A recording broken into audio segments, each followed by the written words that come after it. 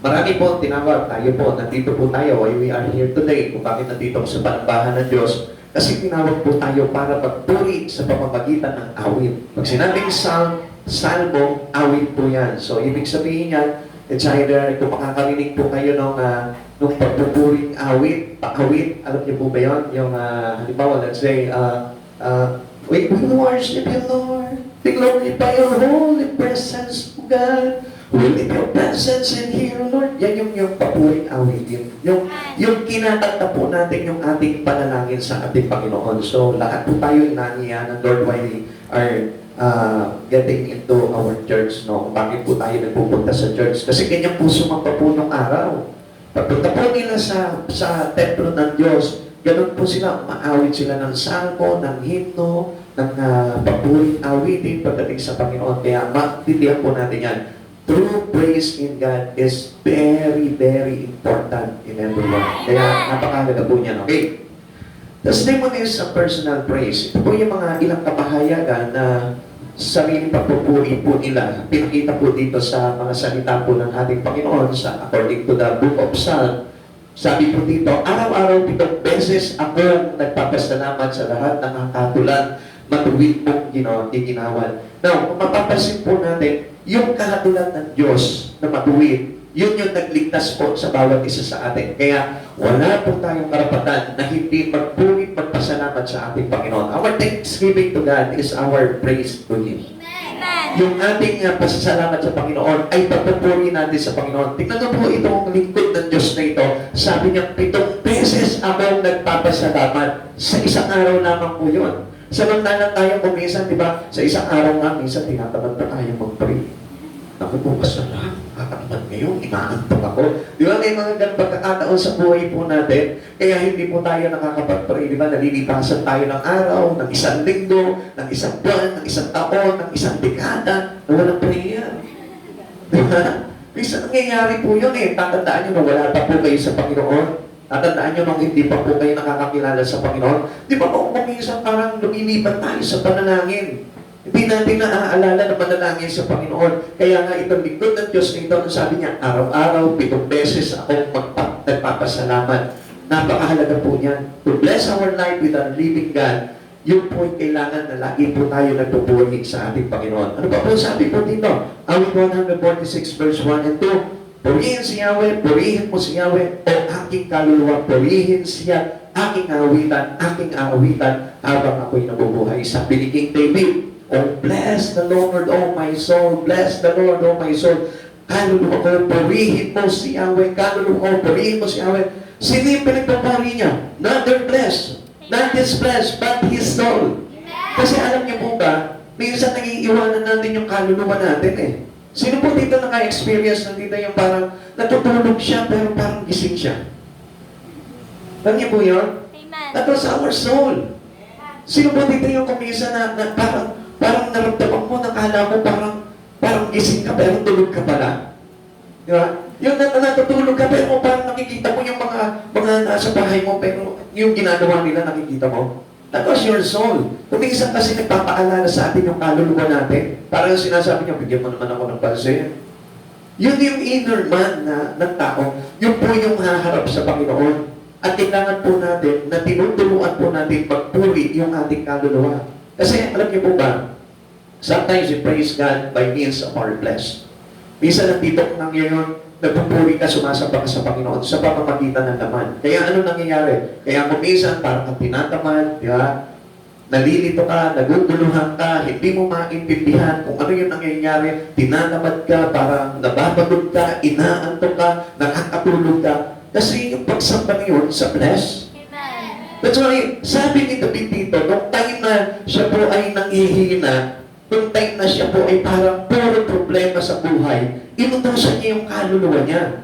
It is important having our soul to getting strength. Amen. Yung magkaroon ng lakas yung ating kaluluwa. Kaya tinuruan niya na magpuri yung kanyang kaluluwa. Tayo din po, turuan natin yung ating kaluluwa na makinig sa oras na ito para na sa ganun lumusog yung ating kaluluwa sapagkat yung laman po natin is a nonsense thing. Bakit? Mamamatay itong laman. Pero yung kaluluwa natin, yun ang haharap sa Panginoon. Amen. And it is better to know our soul to praise God. Kailangan matutunan ng ating kaluluwa na magpuri sa Panginoon para na sa pagdating ng panahon na humarap tayo sa Diyos, hindi po tayo mapapaya sapagkat tatanggapin po tayo ng malaya ng ating Panginoon. Amen. Invitations to join in praise. Ang Diyos po mismo, inaanyayahan po tayo sa pamamagitan ng kanyang salita, inaanyayahan niya tayo na magpuri sa Panginoon. Alam niyo, sa pamamagitan po ng salita ng Diyos, maraming mga pahayagan sa Biblia po na nagsasabi sa atin, purihin natin ang Panginoon, pasalamatan natin siya, sambahin natin siya. Nakalagay lahat po yan sa salita ng Diyos. Kasi that was very important for us para nang sa gano'n, pagdating ng araw, pagkarap natin sa Panginoon, kilala ka ng Diyos. Alam niyo po ba napakahalaga na binubuksan natin palagi ang ating Biblia at binabasa po natin at pinag-aaralan po natin? Kasi this is how God knows us. Sa pamamaraan niyo na kapag binabasa natin ang Biblia natin, pinag-aaralan natin, sinishare natin, o kaya naman nasa ulo natin, yung nakikilala rin ng ating Panginoon. Kaya pagharap natin sa Panginoon, kaya nga nag-aanyaya siya na tayo po ay magpuri sa Kanya sa pamamagitan ng salita kasi gusto niya tayo makilala ng lubusan. Amen? Likewise, ganun din po tayo. Kaya naman tayo nagbabasa ng salita ng Diyos kasi gusto rin natin makilala ang Diyos. Vice versa po yan. Nagbabasa tayo ng salita ng Diyos para makilala ka ng Diyos at nagbabasa tayo ng salita ng Diyos para makilala natin ang Diyos. Kaya napakahalaga po yan. Okay, this invitations to join in prayer, in praise. Sabi po ng awit 107 verse 8, kaya dapat naman kay Yahweh ay magpasalamat, praise. Then our thanksgiving in God is praising. Pagpupuri po natin sa Panginoon niya dahil sa pag-ibig at kahanga-hanga niyang pagliligtas. So sa madaling salita dito, kung ikaw alam mo na niligtas ka ng Panginoon, walang buwang para hindi mo papurihan ang ating Panginoon. Amen. Patiin ko yung kamay po ng mga naligtas na ng Diyos dito. O yung iba parang hindi naligtas ng Lord. Di ba kayo naligtas ng Lord? Parang doubted ka pa na, hindi ko alam eh. Naligtas na ako ng Lord eh. Parang nagtatanong ka pa sa isipan mo eh, naligtas na kaya ako ng Lord? Oo, naligtas ka na ng Lord. Once na hinanap mo ang Panginoon, tinanggap mo siya, at nanampalataya ka sa Kanya, may kaligtasan ka na. Amen? Kaya nawawala po yun pag tinalikuran mo ang Diyos sa buhay mo. Kaya never ever turn your back unto God. Amen? Okay, tingnan po ulit natin. Sabi po ng awit 135 verse 1 to 3, purihin si Yahweh, ngalan niya ay purihin ngayon kayong mga lingkod niya. Sino lang po? Kayong mga lingkod niya. O sino kaya itong mga lingkod na ito? Ako kanya, pastor. Sino po yung mga lingkod? Tayo. O hindi alam ng iba na? Okay, papakita ko po sa inyo kung sino yung mga lingkod. Sabi ng verse 2, kayong lahat na nasa banal niyang templo, pumapasok upang doon manambahan sa banal na bahay ng Diyos. Sino daw po yung lingkod ng Diyos? Uy, sandali, nandiyan pa po ba kayo? Tingin po kayo dito. Sabi niyo gano'n, purihin si Yahweh, ngalan niya ay purihin kayong mga lingkod niya.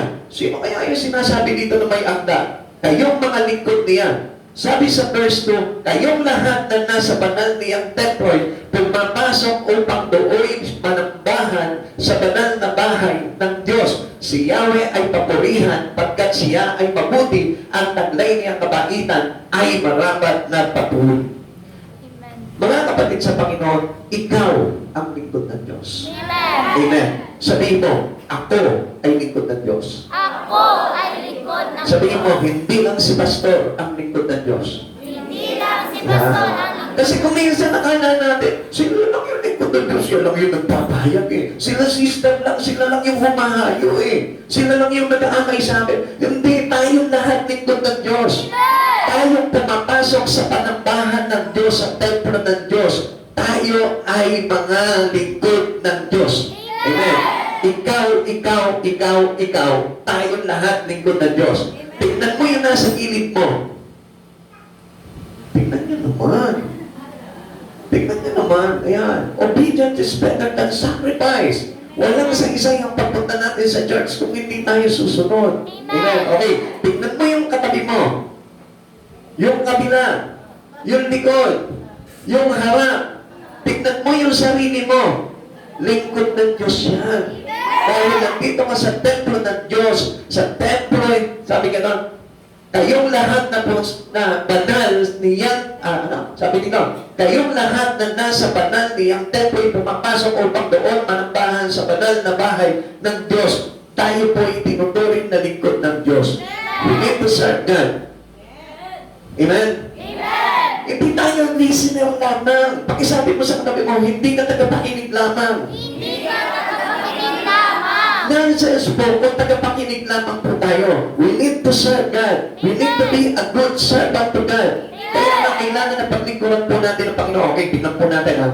Let us examine these calls to praise. Alam niyo kaya po, marami po mga Kristiyano hindi marunong magpuri sa Panginoon kasi ang akala nila, they are only a member to the church. Miyembro lang ako. Umaatin lang ako doon. No. Once na pumasok ka sa templo ng Diyos, lingkod ka na ng Diyos. Once na tinanggap mo si Jesus sa buhay mo, lingkod ka na ng Diyos at kailangan matuto ka ng magpuri sa Diyos.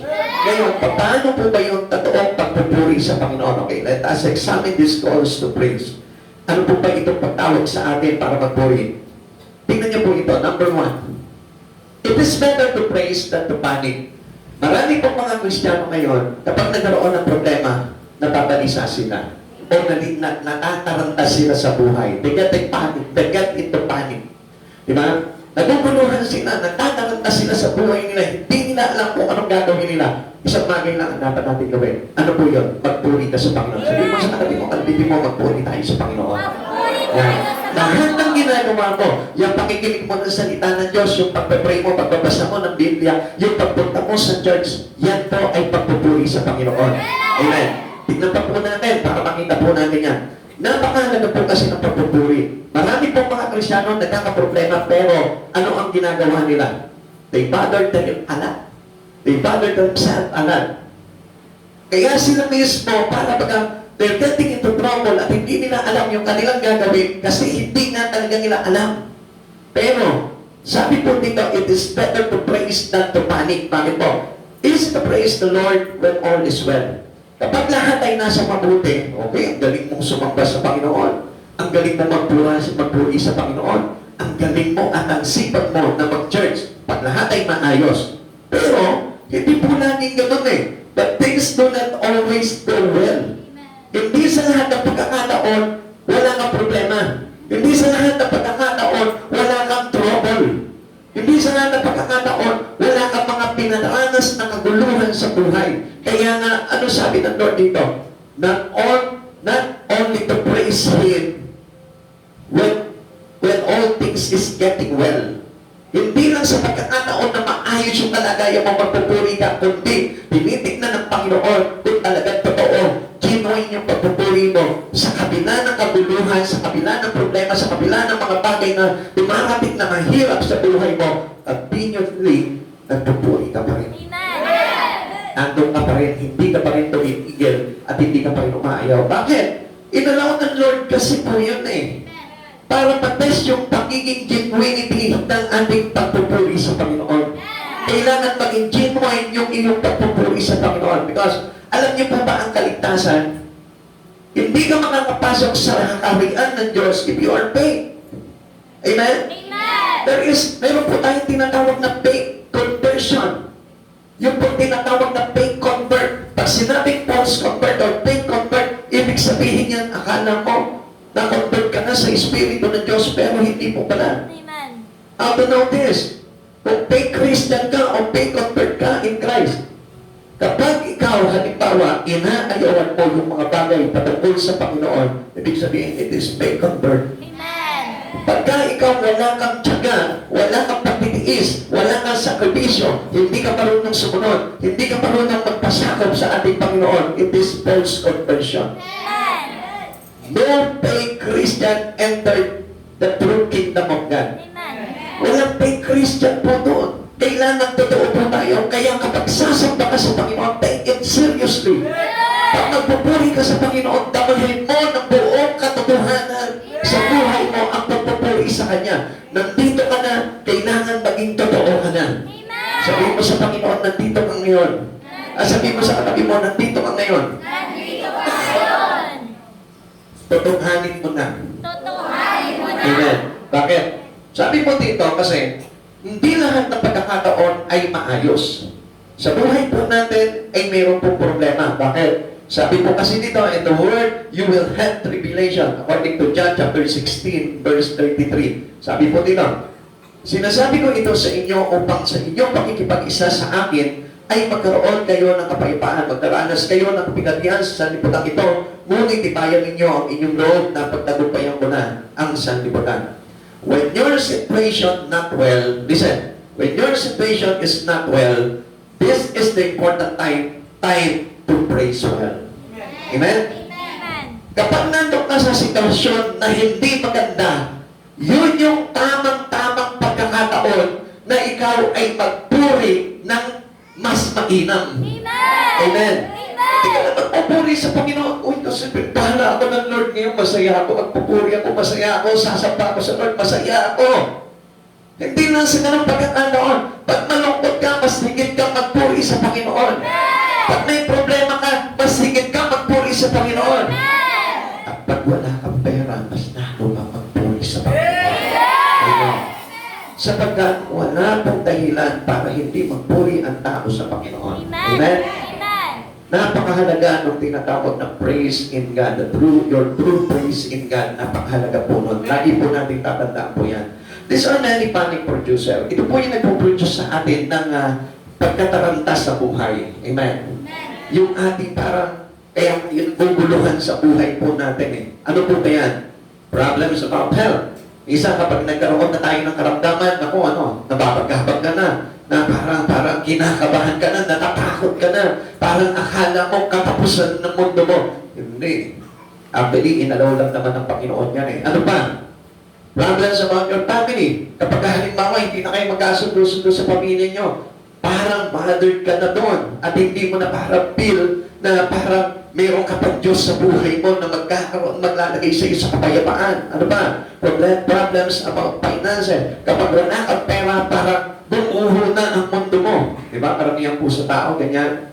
Ako, lagi naman walang pera. Ano sa isa ng buhay nito? Meron. Kasi hindi naman sa pera lamang nabubuhay ang tao.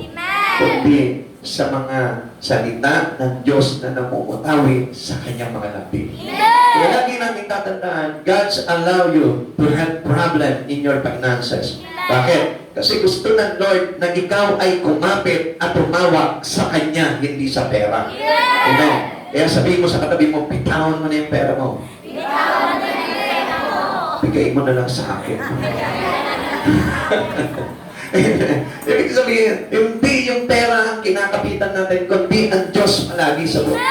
Kaya hindi nyo napapansin, parang wala ka ng pag-asa kapag wala kang pera. Parang matablay ka palagi pag wala kang pera. Di ba? Parang akala mo, ikaw na yung pinaka-aba sa mundo. Ikaw na yung parang walang saysay ang buhay sa mundo pag wala kang pera. Pero hindi mo naiintindihan na walang halaga ang pera sa isang tao. Kung kahit na meron kang pera, kung wala kang Diyos, bali wala po yun. Amen. Ano pa po yung problema po ng isang tao? Problems about other people. Yan, tingnan mo yung katabi mo. Hindi yung problema yan. Pero ngayon tayo mga problema. Kung minsan, di ba parang, ito yung naglalagay din sa atin kung bakit parang, minsan parang naglalaho yung paglilingkod sa Panginoon. Ako, ayaw na mag-church no, kasi ayaw ko makita yung mukha ni sister, ayaw ko makita yung mukha nitong anto, naaasar ako. Pero meron po yung mga pagkakataon na gano'n. Pero hindi po dapat yun, sapagkat true praise in God never affected to this kind of problem. Hindi tayo dapat affected dito sa mga ganitong problema sa buhay kung talagang mayroong kang tinatawag na totoong pagpupuri, pagsamba sa ating Panginoong Jesucristo. Amen. Pero pa affected na dito. Pero wala pa. Okay, very good. Sabi pa po dito, problems about ministry. Yan. So bakit wala tayong problema niya? Wala pa ministry. Yung iba, wala pa ministry. It is important to have ministry in God. Bakit? Sabi ko nga po sa inyo, sino yung mga lingkod ng Diyos? Ayan. That's why, we need to serve God. Kaya kailangan din natin ng ministry in church, ministry in Christ Jesus. Pastor, ayoko na laging nasa church eh. Hindi naman po kailangan na lagi ka nasa church para lang masabing lingkod ka ng Diyos eh. Mayroong mga bagay o mayroong pwedeng paraan para mapaglingkuran mo ang Diyos sa buhay mo. Paano po ba yun? A true worshiper or a true servant of God has a compassion to his soul. Amen? Amen. Meron siyang malasakit sa kaluluwa. Ibig sabihin, nag-aakay siya. Amen. Kaya nga, hindi pwede tayong maging lingkod o totoong mga nagpupuri sa Panginoon kung hindi ka nag-aakay. Kung wala kang malasakit sa ibang kaluluwa. Halimbawa na dyan, meron kang kamag-anak, akayin mo, dalhin mo sa Panginoon. Meron kang kaibigan, dalhin mo sa Panginoon. Yun yung totoong paglilingkod sa Panginoon. Hindi yung pagpunta lamang sa church at then sasabihin mo, lingkod na ako ng Diyos. No. Actually, kaya tayo dinala ng Panginoon dito sa kanyang banal na templo sapagkat gusto niya na maging kaisa tayo kay Kristo. Ang sabi natin, Jesus is the way. Pero dumadaan lang tayo doon sa daan na yon, pero hindi natin ginagawa yung pamamaraan. Amen.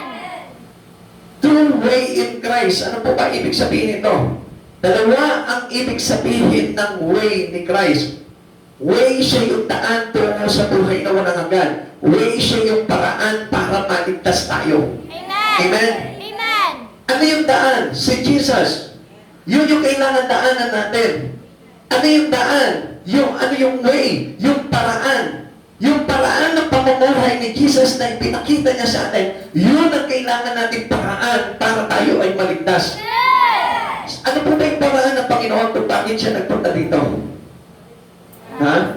Para Magligtas. iligtas tayo. The same thing as we serve Jesus Christ in our life, yun din po, kailangan tayo nagliligtas din ng kaluluwa. Amen. Kaya po ba natin na mag-save ng kaluluwa? Amen. Paano? Mag-akay.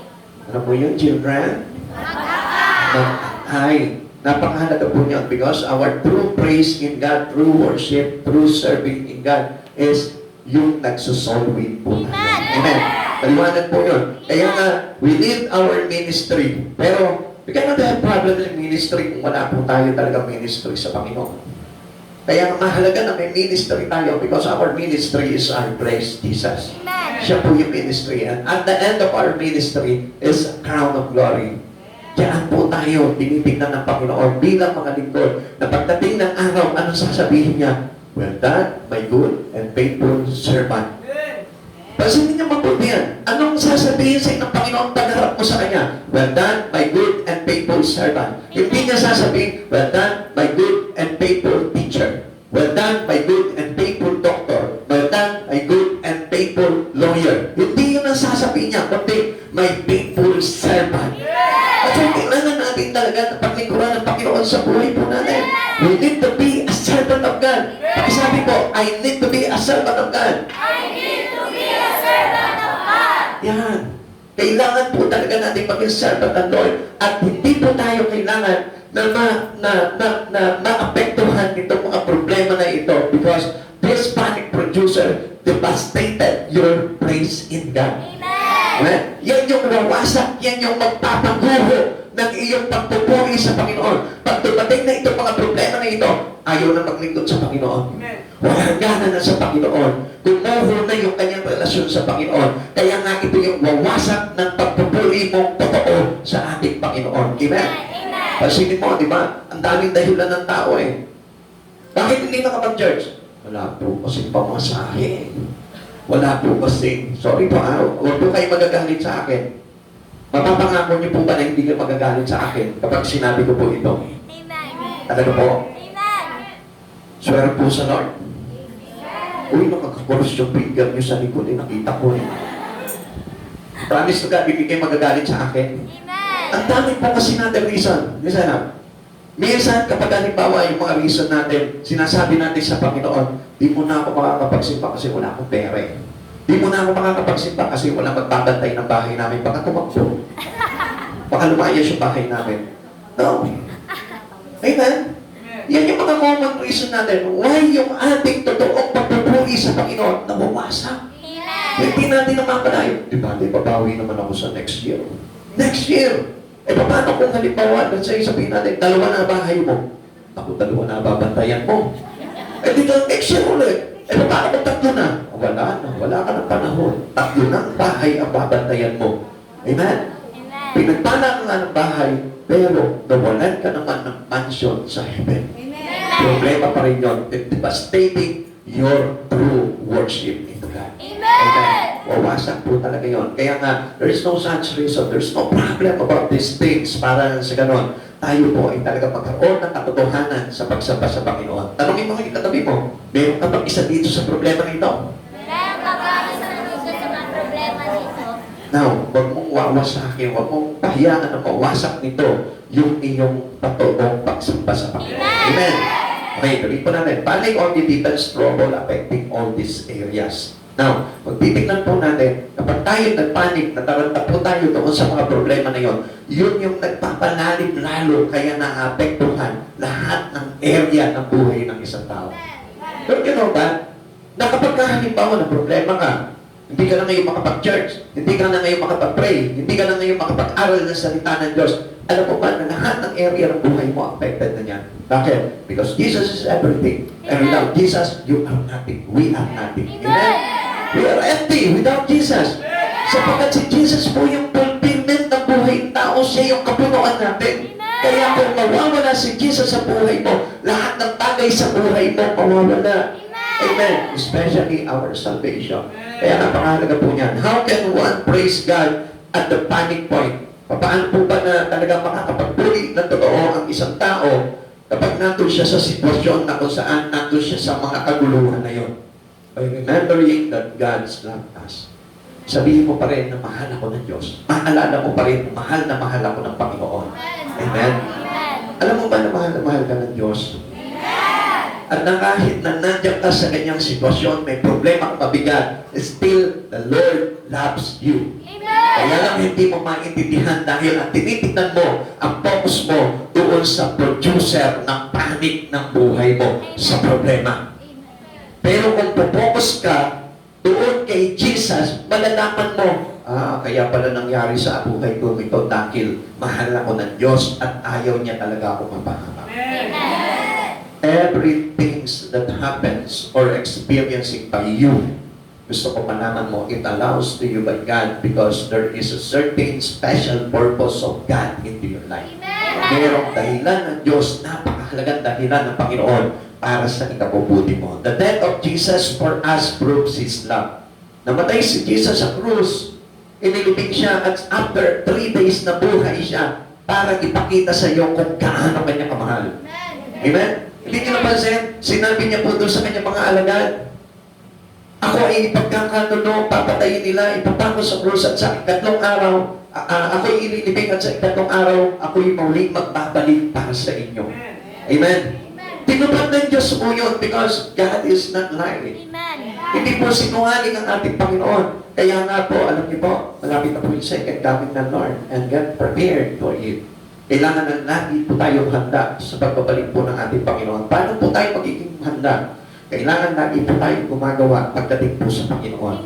Magkakay tayo sa Panginoon, maglingkod ka sa Panginoon, magpuri ka sa Panginoon, and focus your eyes into Him. Lagi po tayo dapat na nakatingin sa ating Panginoon. And this love of God proves to us by God when He is coming. Para sa iyo ang pagbabalik ng Panginoon sapagkat isasama na po tayo ng Panginoon doon sa Kanyang kaharian. Okay, ikalawa, it is better to praise than to be pessimistic. Pakisabi, pessimistic. Pag sinabing pessimistic, ito po yung lagi na lang nag-iisip ng pangit sa kanyang sarili. Lagi na lang nag-iisip ng kabiguan. Lagi na lang nag-iisip na yung katabi niya ay pangit. Hindi kasama po yun. Kasi kung minsan pag pinag-iusapan na yung pangit, napapatingin ka sa katabi mo eh. Diba? Hindi naman pangit yung katabi mo eh. Lahat tayo magaganda at gwapo sa Panginoon. Amen? Eh, ang ibig ko po sabihin nito, pag sinabi pessimistic, yung halimbawa, maraming laman ng isipan mo na negatibo at pangit na bagay na mangyayari. Yun lagi yung iniisip mo. Naku, baka kaya wala na akong pera, baka tuluyan na akong maghihirap. Yan. Yan. Kuminsan, naku, ano ba yan? Baka mamaya wala kaming pagkain. Yung mga ganun po, mga kaisipan, yun po yung tinatawag na pessimistic. Naku, baka wala na akong pag-asa sa buhay. Di ba? Kuminsan, nagkaroon lang ng halimbawa, kulubo sa kuko. Naku, baka mamaya dumami kulubo mo. Yung mga ganun po mga kaisipan, lumalala, pinapalala yung kanyang kalagayan. Amen. Hindi niya alam, meron lang naman tinuturo ang Panginoon eh. Amen. Nauna ka pa sa hatol. Hinatulan mo ang Diyos, hindi ka pa hinahatulan, pero ikaw hinatulan mo na yung buhay mo. Wala na yata pag-asa buhay ko kasi ito pa ng pag-church kayo. Yan, parang ganun po yung mga taong pessimistic. Now, tingnan po natin, sabi po dito, pessimism can become a way of life. Pwede pong mag-impact din ang buhay natin o maipabuhay natin itong bagay nito. Kaya nga, ang dami pong mga tao, ganito ang kalagayan eh. Amen. Amen. Ano po ba ibig sabihin po nito? Kaibigan po natin. Some are natural grumblers. Pag sinabing grumblers, yan yung mga mareklamo. Amen. Tingnan mo yung katabi mo. Yan. Yung pag meron ka ng ulam, naghahangad pa ng ibang ulam. Yung pag meron ka ng masarap na ulam na nandun sa iyong hapagkainan, eh, sinisirip mo pa ano bang ulam ng kapitbahay natin? Naku, mas masarap. Yung mga ganon na nagre-reklamo ka pa, meron ka na nga signaing, pero nagre-reklamo ka pa, ano ba naman yung bigas natin? Ano ba yung may panin natin? Ang lata. Di ba? Eh, malay mo, pag tinuturuan ka na kumain ng Lord ng malatang kanin. Ngayon, pag tumigas naman yung bigas, ano naman naman yung kanin natin ngayon? Sino ba nagluto nito? Bakit ang tigas? Hanap ka ng hanap, hindi mo tignan yung magandang bagay, tinitignan mo yung pangit agad. Amen. Ito naman yung tigas ito kanin na ito, parang mamaya mabali postiso mo dito. Ang pangit agad ng iniisip mo. Amen. Amen. Ako nakaka-relate na yung iba. Oh. Pag yung mga ganyang ngiti nyo, alam ko na yan eh. May ibig sabihin na yan. Okay, tingnan po natin ha. Fault finding is their thing. Yun po yung bagay na meron sila sa buhay po nila. Ano yun? Yung hanapin yung mga pangit na bagay. At hindi tinitignan yung magandang bagay. Alam nyo, every circumstances in life is a purpose. A good purpose for you by God. Meron yan. Kung bakit kuminsan parang nasa kawalan ka, kung bakit may problema ka, kung bakit dumaraan ka sa kaguluhan, walang kapayapaan, kung bakit nagkakaroon ng karamdaman, may purpose ang Lord yan. Amen. Tignan mo, hanapin mo at matutunan mo yung magandang bagay na dituro sa iyo ng Panginoon kung bakit pinadaan ka doon. Amen. Amen. Amen. Huwag mo titignan yung pangit agad. Do not be pessimism. Amen. Amen. Pakinabi, pessimism. Pessimism. Yan. Amen. Amen. Kasi yung iba ang alam, peso missing. Amen. Peso missing. Yun ang nawawala po lagi sa buhay niya. Peso missing. Amen. Hindi yung pessimism eh. Yung pessimism, pangit na nga, naaalala pa, peso missing. Walang pera. Kaya pumapangit ng todo ang buhay ng isang tao. Amen.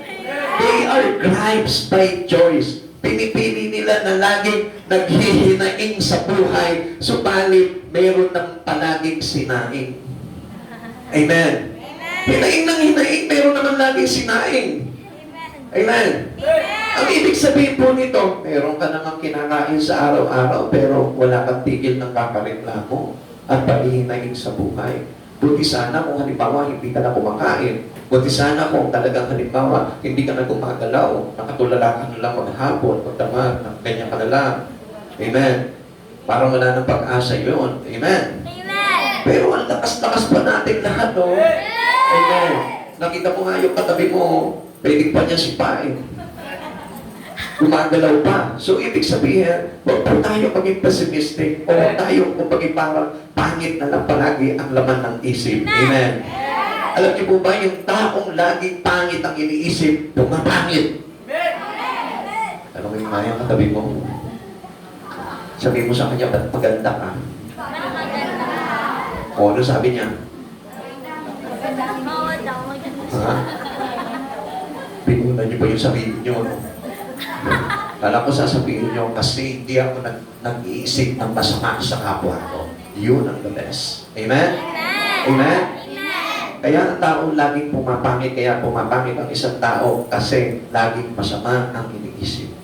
Amen? Alam na this? Alam na po yan, ano po? Sino dito gusto yung laging maganda? Taas ang kamay. Sino po dito yung laging gusto ka laging maganda? Asa ka pa. Umasa ka sa Lord. Maganda ka talaga. Amen. Praise the Lord. Okay. Alam niyo po ba, Pag tayo po ay pessimistic, ang ibig sabihin niyan, you cannot praise God in your life. Amen. At alam mo po ba kung saan napupunta yung iyong pagpupuri sa Panginoon kapag ikaw ay reklamador? Satan. Because of playing praise Satan. Yun ang gusto ni Satan sa buhay ng isang tao. Magreklamo sa buhay sapagkat ang reklamo ay kawalan ng pananampalataya ng Diyos. Amen. Amen. Ano ba yan? Wala na namang ulam. Ano ba yan? Itlog na naman. Naubos na ang itlog sa buong Pilipinas. Kakakain natin ng itlog. Eh, ano magagawa mo? Diyan ka pinuhay ng Lord sa itlog. Amen. Amen. Malay mo katulad po ni John the Baptist, ni Elias, nabuhay lamang po sila sa ano yun, yung pipaklong. Balang lang ang kinakain nila at pulupukyutan. Yun lang ang pagkain nila sa araw-araw. Samantalang ikaw, itlog. Iba-iba putahe pa. Meron sunny side up, meron scramble, di ba? Merong malasado, merong boiled egg. O iba-iba pa yung putahe mo. Pwede mong i-adobo, pwede mong isigang, pwede mong igiling. Kung anong gusto mo. Sinabalang lang talaga eh. Amen? Nagreklamo ka pa. Gusto mo i-barbecue mo pa yung itlog? Kaysa magreklamo ka na magreklamo, magpuri ka sa Panginoon, magpasalamat ka sa Panginoon. Baka yung itlog na yun, isang araw, mabuo yung pagiging yung manok. Di ba? Di ba? Kakareklamo mo, nananatili sa itlog palagi yung ulam mo eh. Huwag kang magreklamo, magpuri ka, magpasalamat ka palagi sa Panginoon. Isang araw yung itlog na yun, mabubuo yun, magiging lechong manok yun. Diyos ko naman. Amen. Huwag kang mag-complain sa Lord. Pessimism is the opposite of faith. Kawalan ng pananampalataya yun. Kaya huwag kang magre-reklamo sa Panginoon. Amen. Tanungin mo nga yung katabi mo, reklamador ka ba? Pag reklamador po kasi, hindi po nasisiyahan sa buhay niya eh. Kahit na mahirap tayo, dapat meron tayong kasiyahan sa buhay. Kasi matanda na kung ano meron. Ha? Kahit na laging peritong itlog o nilagang itlog ang ulam mo, magpasalamat ka palagi sa Panginoon. Huwag kang mawawala sa pagpupuri mo sa Panginoon. Amen. Pessimism is doubt in action. Lagi na lang pag-aalinlangan po ang dulot po sa buhay niya. Pessimism says, I don't believe in God. Kaya nga, nawawalan ka ng pananampalataya sa Panginoon at nawawalan ka na ng Diyos sa buhay mo, kakareklamo. Huwag tayo magre-reklamo dahil ang reklamador ay larawan ng isang taong walang Diyos. Amen. Amen.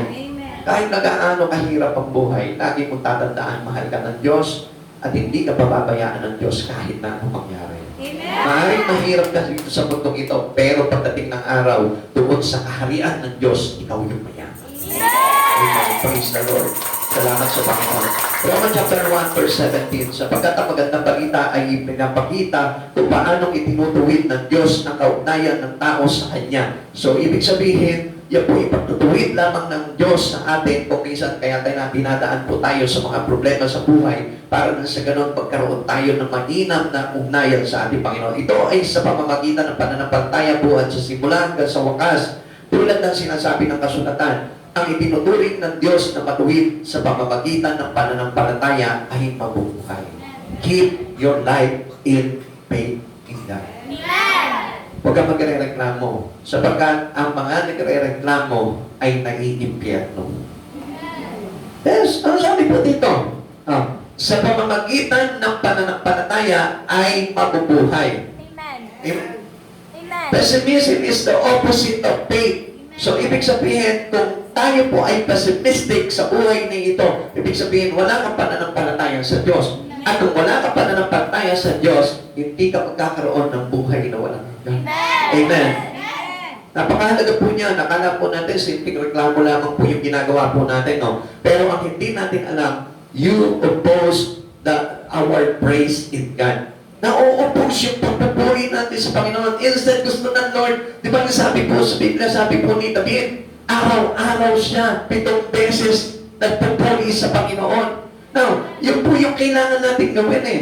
Yung kahit na anong kalagayan natin sa buhay, marunong pa rin tayo magpasalamat sa Panginoon. Kahit na hirap ka sa buhay, nagpapasalamat ka pa rin sa Panginoon. Pinaglilingkuran mo pa rin ang Panginoon sa buhay mo. Sapagkat alam mo, kung wala si Jesus sa buhay mo, wala si sa iyong buhay.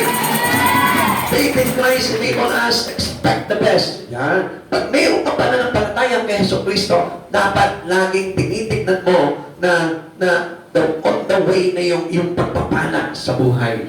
Amen? Mayroong magandang darating sa buhay mo.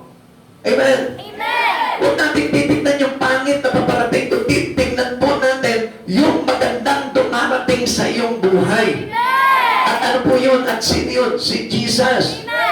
Huwag mong titignan yung dumarating na kolektor. Yung mga manginingil ng utang, hayaan mo lang sila magdatingan. Siyempre, kailangan mo magbayad sa kanila. Pero mas higit mong tignan dito, yung dumarating sa iyong banal na harapan, sa yung kabanalan na dumarating sa iyo, yung kabanalan ni Hesus Kristo sapagkat yan ang maglalagay sa iyo sa magandang buhay sa hinaharap. Amen. Bakit? Kailangan lagi tayo, as we have faith or as we believe in Christ Jesus, we expect the best in life.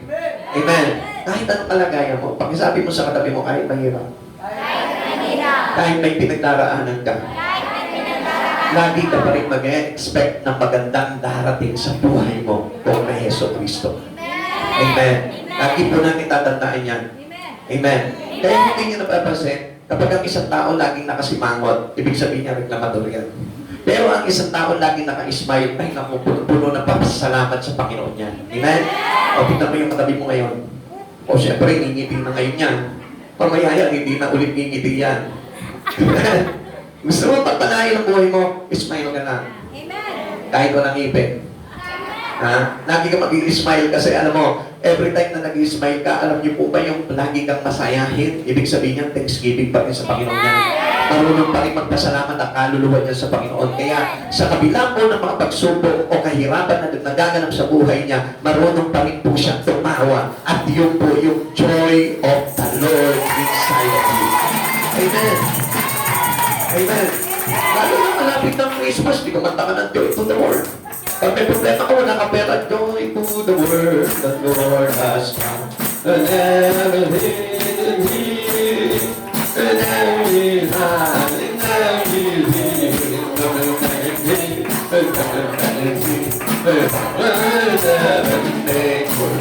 Maliwanag naman yung sinabi sa kanta, di ba? Magkaroon ka ng kagalakan. Umawit sa kagalakan ng buong mundo. Di ba? Ibig sabihin nun, ipinanganak na ang hari ng mga hari, Panginoon ng mga Panginoon, at magpapala at magliligtas ng buhay ng isang tao. Amen. Merry Christmas! O, bakit tayo ito sa Christmas? Kawawa naman yung ano natin, yung Christmas tree natin, walang gift. Yan. Kung gusto niyo po, halimbawa, meron po kayong napipinto na gustong regaluhan sa ating mga kapatiran po dito, magbalot ka pag uwi mo, tapos ilagay mo dyan, lagyan mo ng pangalan, Brother Wally. Yan. Lagay mo dyan, tapos lagay mo dyan. Kung gusto mo lagyan ng pangalan mo, lagyan mo ng pangalan mo. Kung nahihiya ka naman, di huwag mo lagyan. Ganun mo yun. Lahat mo tayo. Practicing po natin yan. Amen. Kasi malapit ng Christmas, kailangan matuto po tayo. Alam niyo, nakakatuwa nga po sa inyo, kahit hindi Pasko. Parang pili ko dito, laging Pasko. Lagi may bibigay, lagi may ganyan, lagi may pasalubong, lagi. May pagpataing buhay ng Panginoon dyan. Dahil ang mga taga-mga tarin, hindi marunong magbigay. Tingnan niyo po yung mga, kayo po mga taga-kalasyaw, tingnan niyo po yung mga taga-mga tarin. Sabihin niyo, matuto naman kayo magbigay. Iya, naman ako ang mga taga-rito, no? Mga tarin. No? Sila dito, pag nilala sa church, no? Makikita mo, hahanapin, asan si Brother James? Asan si Pastor? Asan si Sister? Asan siya? Meron na mga pasalubong, pagpalain po tayo ng Panginoon, pumusap po tayo ng pagpapaan. Samantalang sa mga tarin, pirik naman mo, wala pang nagbibigay sa iyo. Hindi, joke lang.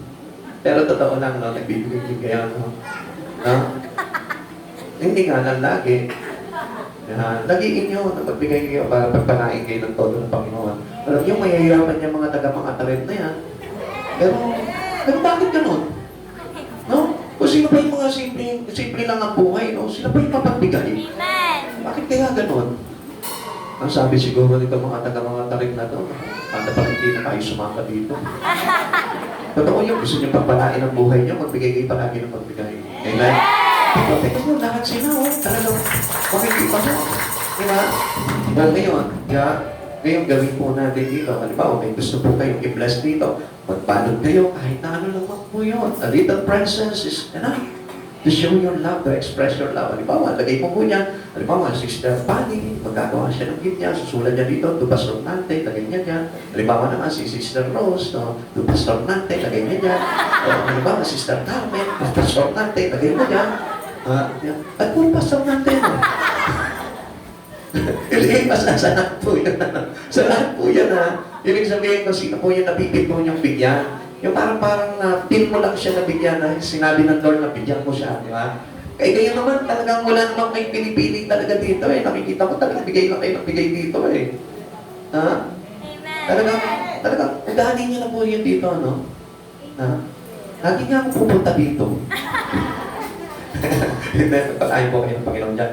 Kahit na po ano po yung mga bagay na nagaganap sa buhay natin, whether kahit na meron tayo mga mabibigat na circumstances in life, always expect the best that comes into you. Because we have Christ Jesus in our life. At alam po natin, there is always a purpose of God into your life. Bakit po nangyari po yun? Sabi po dito, Romans chapter 8 verse 28, alam natin sa lahat ng bagay, ang gumagawa ang Diyos para sa mabuti, kasama ang mga nagmamahal sa Kanya. Sila ang mga tinawag ayon sa Kanyang layunin. Yan. Ang purpose ng Lord ay para bigyan tayo ng mainam na inaharap. Amen. Pastor, kahit ba na napakalaki ng problema ko ngayon, inalaw ng Lord to? Yes. Because everything in our life, whatever happens to us, inalaw ng Lord yan. Kaya naman subuin ng Panginoon yan eh.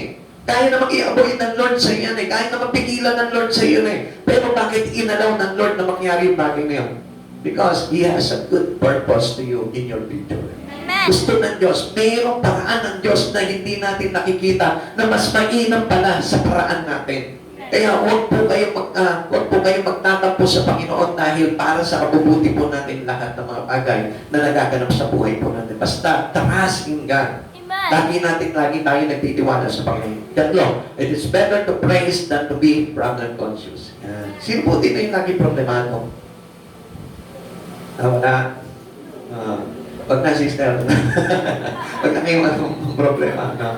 Although, lagi tayo may mga problema, no? Pero, kaya kanya na yung problema, problema sa atin, ano? Kasi mahirap problemahin ang problema, eh. Minsan nakakaubos, ano? Di ba? Pag may problema ka. Kaya mo yung problema, magsawa sa iyo, kakapibigay ng problema sa iyo. Okay? Alam niyo, do not be a problem conscious. Kasi habang tayo po, inaalagaan natin yung problema sa buhay natin, lagi lumalaki po yan. Katulad na rin po, halimbawa, pag nag-alaga ka ng baboy, nag-alaga ka ng biig, inalagaan mo, pinakain mo, lagi mong pinuntayan, lalaki yan. Amen?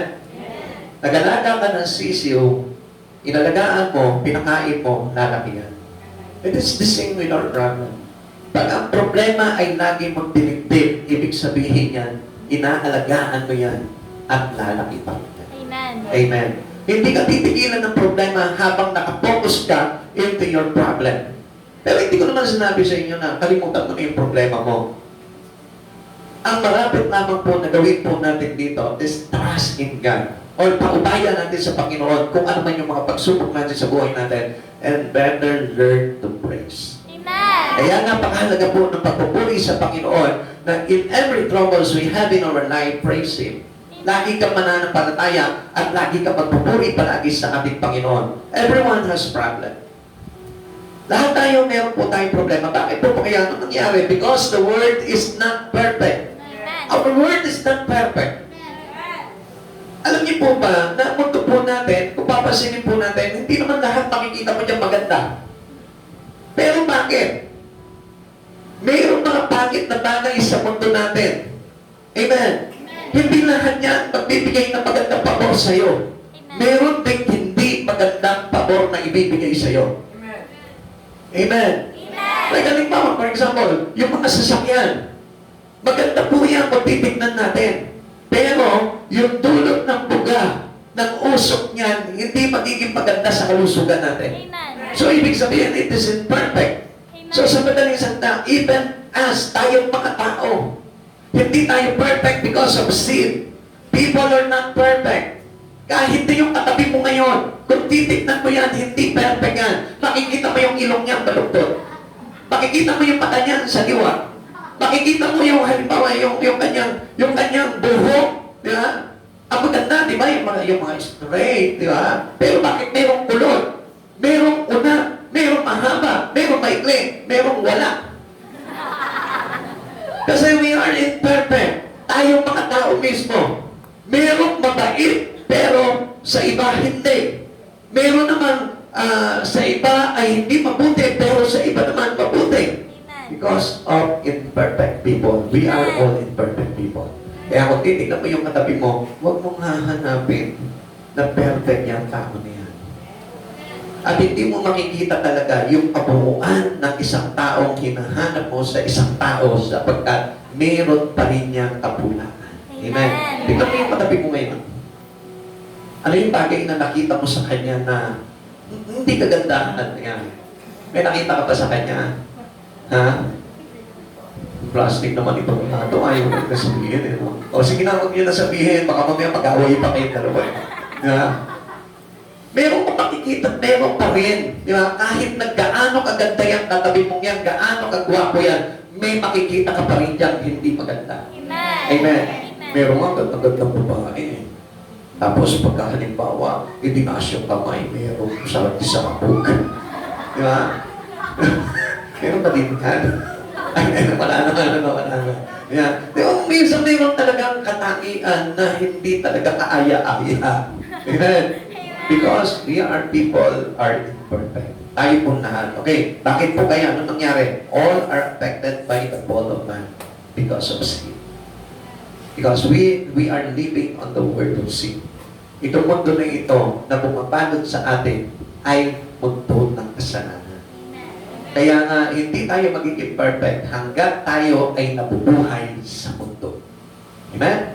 Kaya nga tayo ina-isolate ng Lord eh. Kaya tayo tinawag ng Panginoon to join Him into praise para na sa ganon, yung imperfectness natin ay imperfect ng ating perfect God, which is Christ Jesus.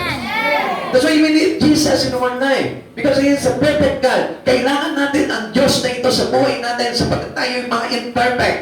We are a sinner and we need God to redeem our sin. Para tayo tupusin sa lahat ng ating pagkakasala. Kaya nga, hindi tayo pa pwede magreklamo sa buhay. Kasi kung magre-reklamo ka sa buhay, kaya nangyari ang mga bagay niyan sa buhay mo, it is because of your own sin. Amen. Amen. Amen. Kaya huwag tayo magre-reklamo sa Panginoon, Lord, bakit ako mahirap? Because of you. Lord, bakit wala akong pera? Baka tamad ka. Lord, bakit wala akong pakain? Baka wala kang gana. Amen. Paano kahit may pagkain dyan, wala kang gana. Ayaw ko kumain eh. Hindi po yan. Ang ibig sabihin po niyan, bunga po lahat yan ng mga bagay na nagawa natin from the past. Amen. Amen. Pero pasalamat pa rin tayo sa Panginoon dahil hindi pa rin niya tayo pinaparusahan. Amen. At pinagpapala pa rin niya ang buhay po natin dahil gusto niya pa rin na tayo po ay maging perfect someday at mapabilang tayo doon sa kanyang kaharian. Kaya nga, we need to praise God. Kaya marapat lamang na purihin po natin ang Panginoon sa buhay natin, but we do not have to focus on what is wrong. Huwag tayong titingin doon sa mali. Ang tingnan natin yung tama. Every time na tinupukusan natin yung mali, nagiging mali rin ang buhay mo. Amen? Amen. Amen? Amen. Focus on the things that is right. At sino po yung dapat natin fokusan? Only Jesus. Because He is a perfect God. He is a right God for us. At gusto ko malaman mo, pag lagi ka nakatingin kay Jesus, someday your life become righteous. Someday your life become perfect. Someday your wrong become right. Amen? Magiging maayos sa buhay natin. Once na nakapokus po tayo palagi sa ating Panginoon. Because the sin of this world make us, everyone as wrong. Kaya huwag tayo pong magre-reklamo sa Panginoon dahil tayo po ay nabuhay sa mali. Amen? Amen. Paul tell us how to overcome faithless pessimism. Paano po natin ma-overcome yung mga maling pag-iisip po ng tao? Paano po ba yun? Ganito po yan. Una, don't worry about anything. Kung may mga problema ka, may mga kawalan sa buhay mo, at mayroon ka mga bagay na kailangan sa buhay mo, do not be worried. Ang sabi po sa atin, Philippians chapter 4 verse 6, huwag kayong mapag-isa tungkol sa anumang bagay sa halipingin ninyo sa Diyos ang lahat ng inyong kailangan sa pamamagitan ng panalangin may pasasalamat. Praise. Purihin mo ang Diyos. Pasalamatan mo ang Diyos. Sambahin mo ang Diyos sa buhay mo. Because your praise in God. Avoid our words. Amen. Yun yung magpapawala sa atin ng iyong mga kabalisan. Amen. What else? Instead of worry, praise. Kaysa po magkabalisa tayo o mag-alala tayo sa buhay nito, magpuri ka sa Panginoon. Amen. Ikalawa, trust God for everything. Itiwala mo sa Panginoon ang lahat ng bagay. Everything. Not something, but everything. Ang gusto ng Lord, lahat ng bagay sa buhay mo, itiwala mo sa Panginoon. Not only your spirit, but your whole being, yung buong mong pagkatao, yung buong ikaw, yung buong kalahatan mo. Amen.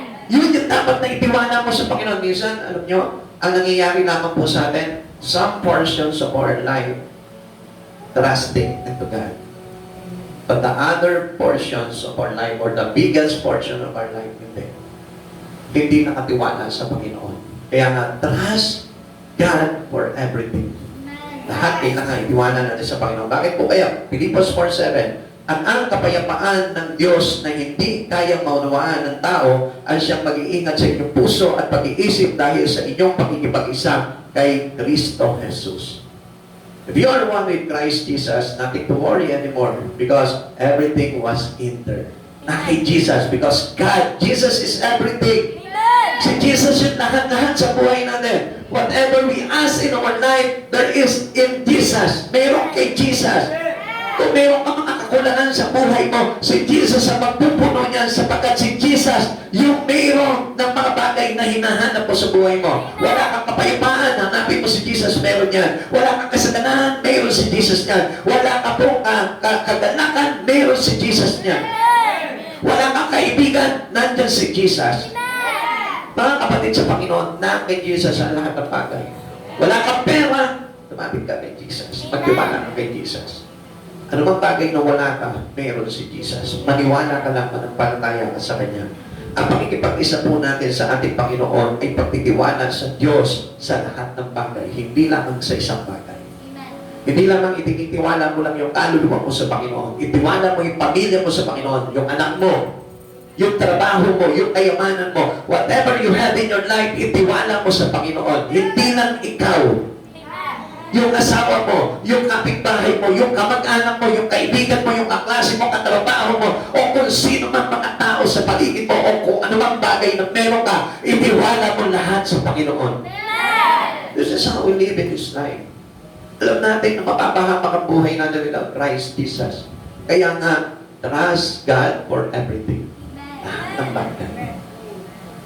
Sapagkat hindi po natin kaya baguhin ang buhay natin without God. Kahit na yung attitude natin, yung ating morality, trust in the Lord. Pagkatiwala mo sa Panginoon. Ikatlo, think only of praise. Ano mga bagay na tumarating sa buhay mo, isipin mo palagi yung pagpupuri sa Panginoon. Kaya sabi ko nga po sa inyo, avoid pessimistic. Huwag tayong laging marumi ang isipan. Huwag tayong laging pangit palagi ang laman ng ating isipan. Dapat laging malinis ang laman ng ating isip. Ano sabi po ng Philippians chapter 4 verse 8? Bilang pagtatapos mga kapatid, lagi ninyong isaisip ang mga bagay na karapat-dapat at kapuri-puri, mga bagay na totoo, marangal, matuwid, malinis, kaibig-ibig, at kagalang-galang. Saan mo makukuha itong mga bagay na nabanggit dito? Only through Christ. If you come to Christ, pag nilalapit mo ang buhay mo kay Kristo, doon lamang lilinis ang iyong isip at ang iyong puso. Doon lamang lilinis ang iyong buhay. Kung matutunan mong ilapit ang buhay mo kay Kristo, doon lamang magkakaroon ng malinis na pag-iisip, malinis na puso, malinis na buti, malinis na kalooban, malinis na pag-uugali ang isang tao. Only in Christ Jesus. Kaya nga, kailangan natin ang Panginoon sa buhay natin because yung karumihan ng ating isip at puso, yan ang nakapagdudulot po sa atin ng kasalanan. That's why we need God in our life. We need Jesus. Clean thought is natural. Praise of God. Yung malinis na pag-iisip ay isang natural na pagpupuri sa Panginoon. Yung pag laging ang isipan mo ay maganda, malinis, kapuri-puri, kaibig-ibig, alam niyo po ba ay nakapagdudulot po ito ng iyong mataas na pagsamba sa ating Panginoon. Kaya kung mapapansin po natin mga kapatid sa Panginoon si Jesus, hindi nag-iisip ng kasamaan para sa tao. Inisip niya pa rin yung ikabubuti ng isang tao kahit ng isang makasalanan. Inisip niya pa rin yung kaligtasan ng isang tao na pinakamasama. Inisip niya pa rin na maligtas. Sapagkat ang kaisipan ng ating Panginoon is very pure. At yun po yung gusto ng Diyos na maging laman ng ating isip. And think of only of praise. Lagi tayo mag-isip ng pagpupuri, pasasalamat, pagsamba sa ating dakilang Diyos para na sa ganon, ang buhay din po natin ay maging malinis. Praise is powerful. Praise demonstrates faith. Nagpapakita po ng iyong pananampalataya, yung iyong pagpupuri. Praise open doors of witness. So, pagpapakita po yan na tayo po ay naglilingkod talaga sa ating Panginoon. Mga kapatid sa Panginoon, tignan mo yung kagandahan ng Panginoon. Huwag mo titignan yung kapangitan ng pagpag ito, tignan mo yung kagandahan ng Panginoon. How beautiful beyond description is our God. Tayo po lahat ay magsitayo sa Panginoon. Ating pagpurihin ng buong puso, buong lakas, buong kaluluwa ang ating Diyos na dakila. Beyond description. You marvelous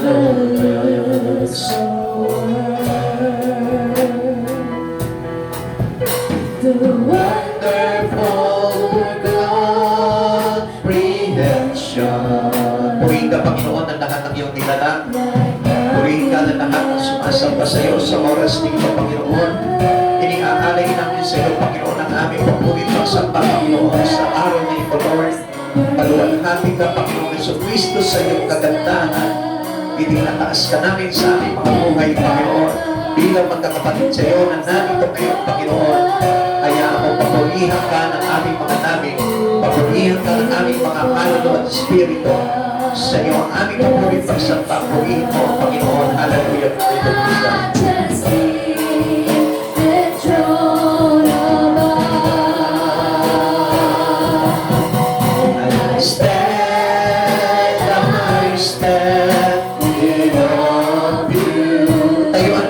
Sa buhay mo, nakakalikod sa Kanya. Ayuan mo ang Diyos, ang katuwiran ng Diyos, ang kabanalan ng Diyos, ang katuwiran ng Diyos. Ayuan mo sa buhay mo, makikita mo isang araw at tatagumpay ka. Because we are called to praise Him, because everyone who praise Jesus, it is the praise to win. We are more than a conqueror. We are a victorious of God. At sa oras na ito, sa iyong pagpupuri, you are a winner. You are a champion. You have triumphed in Christ Jesus. Hallelujah. Purihin mo, Panginoon. Purihin mo, Panginoon. And God declare that you are a winner. If you know how to praise God, you are a winner. Isang at tagumpay. Kapag ako naman, magpuri sa Panginoon. I stand in awe of you.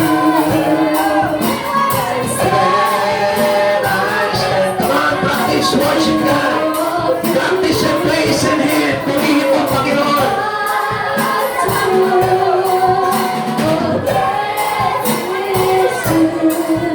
I stand in awe of you. Glory to you, Jesus. Turuan mo kung magpuri ang bawat isa sa aming Panginoon. Sa mo ang aming mga nabi, Panginoon. Sabi mo, Panginoon, ang lahat ng nabi ay magpupuri sa iyo na pinapangalan. Pagsasabing, ikaw ang Diyos, ikaw ang Panginoon, ikaw ang aming magpapagligtas. We declare by our lips, the Lord, that Jesus is Lord. Speak the word of truth in Jesus. Speak your praise in Him. Purihin mo. At sa pagpapakita ng mga nabi ang Panginoon.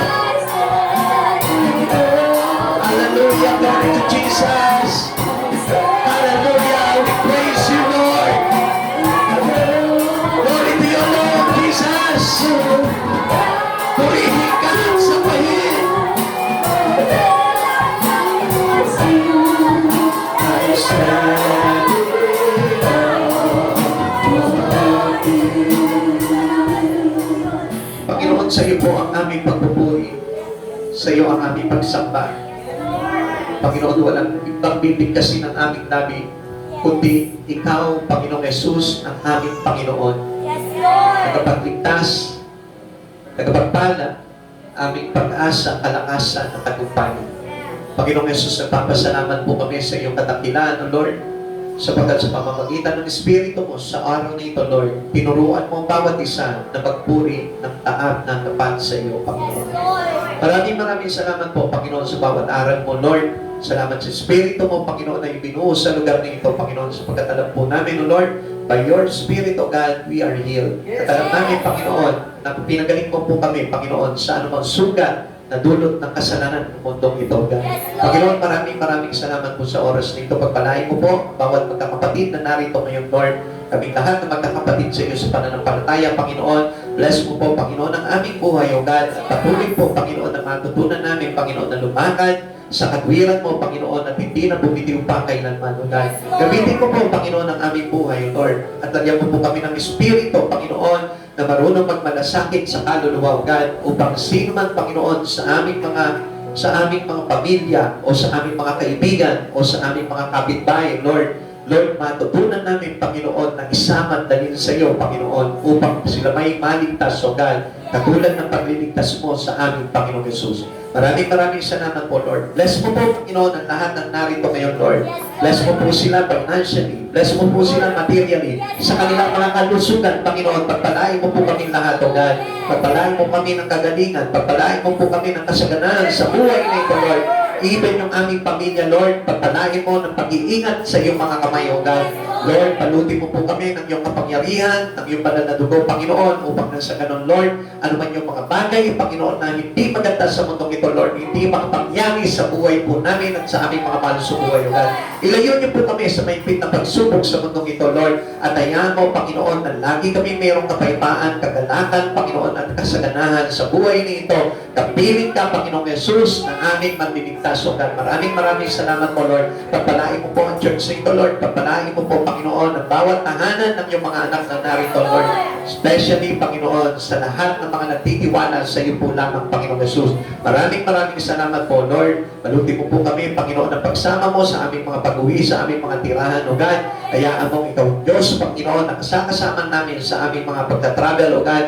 Lord, hanggang sa pag-uwi po namin sa aming mga tahanan, Lord, kamay mo ang may hawak sa aming Panginoong Jesus. Maraming salamat po, Panginoon. Pagpalain mo ng iyong banal na presensya ang templong ito, O God. Pabanalin mo ng todo, Panginoon. At hayaan mo, Panginoon, na maraming tao matrap sa presensya mo, Panginoon, at hanapin ka sa lugar na ito, Lord. Maraming salamat po, Panginoon. Muli po, O God, dinideklara namin ang tagumpay ng aming lahat na natanggap sa oras na ito, Panginoon, sa aming buhay. Salamat, Panginoong Jesus, sa iyo po namin ibinabalik ang lahat ng kapurihan karangalan sa tanging pangalan mo po lamang in Jesus' name. Amen. Amen. God bless you all po. Pagpalain po tayo ng kapatid.